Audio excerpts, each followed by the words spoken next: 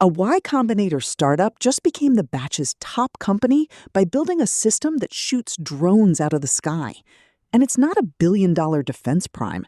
It's a group of kids who figured out how to do it cheap. That's the first story. But the second is even stranger. A CEO just closed a $100 million seed round with 0 employees. Not one. She shut down her shoe company first. And the third? Snowflake's marketing chief just cut her cost per opportunity by 30% by never looking at a dashboard again. She talks to her data like a person. These stories don't connect in the way you think. They're all about the same thing. The moment when the old playbook stops working and the people who write a new one get a head start that no one else saw coming. Japan just fired the starting gun on its first real robotaxi race. Go, the mobility app, raised 88.6 billion yen in an IPO, pricing at a 10% premium over the offer, and they're using that cash to fast-track a robotaxi unit. This is not a side experiment. Japan has a chronic driver shortage that's getting worse every year, and the country's first large-scale autonomous fleet push is now a public company with a war chest. The signal here is that the market believes the solution to Japan's missing drivers is not more drivers. It's no drivers at all. And that's where it gets strange. Now let's talk about the startup that just stole Y Combinator's Spring 2026 demo day. TechCrunch surveyed 8 investors, and the top valuation in the batch is a company called 9 Mothers, worth over $200 million. Why? Because it built an affordable AI-powered counter-drone system. This is not a software company. It's a hardware company that can take drones out of the sky, and it already has early contracts that could scale to $1 billion. The story here is not just the money. It's that Y Combinator, the accelerator known for software and consumer apps, just produced a deep tech defense company that's worth more than $200 million before most people have even heard its name. That changes what a Y Combinator company can be. But while hardware is having a moment, software is having an identity crisis. Frontier models like Anthropic's Claude Fable 5 are making pure software value evaporate. So venture-backed app companies are being forced to do something they never planned for: monetize the decisions AI agents make and the money they move. In practice, that means becoming data collection platforms and fintech moats. The shift is not subtle. It reshapes pricing, growth, and competitive advantage overnight.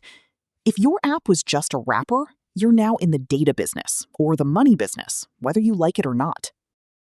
And here's the proof that the old rules are gone. Nadia Carlston, the former AWS exec who's now CEO of Smartbird, just closed a $100 million seed round, and she did it with 0 employees. She literally shut down Allbirds' shoe line first, then raised the money, and is now recruiting her first team.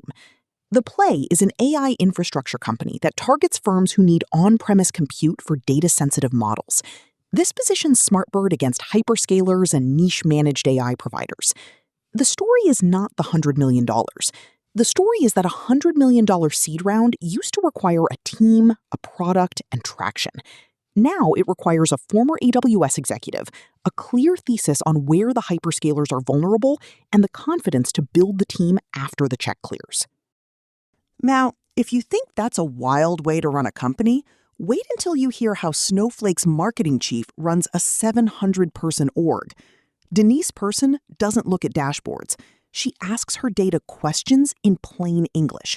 And that one shift ended the sales marketing data fights that plague most companies, gave her real-time why answers, and drove a 30% reduction in cost per opportunity in 6 months. The takeaway is not that AI is cool.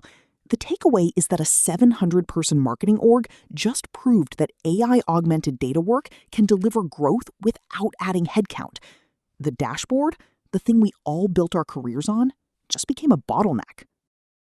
And finally, a move that tells you where the real war for AI talent is. John Jumper, the AlphaFold co-creator who won a Nobel Prize, just announced he's leaving Google DeepMind after 9 years to join Anthropic. This is not a normal job hop. This is one of the most important AI scientists on the planet, moving from the company that defined the last decade of AI research to the one that's trying to define the next one. It signals a fresh talent surge for Anthropic as AI startups battle for top scientists. And it underscores that DeepMind's competition in AI research leadership is not just from other big labs, it's from the companies that are poaching their best people. So what does today add up to? It's not one industry, it's a pattern. You've got a Y Combinator startup redefining what a venture-backed company can look like in defense. You've got a CEO raising $100 million with no team because the asset is the idea and the access, not the headcount. And you've got a marketing chief proving that the most valuable data tool isn't a dashboard, it's a conversation. The through line is this. The old moats, big teams, expensive hardware, complex software, are being replaced by speed, by cheap intelligence, and by the willingness to look at a problem and say, I'm not going to do it the way they did. That's what to watch next. Who else is willing to start from zero?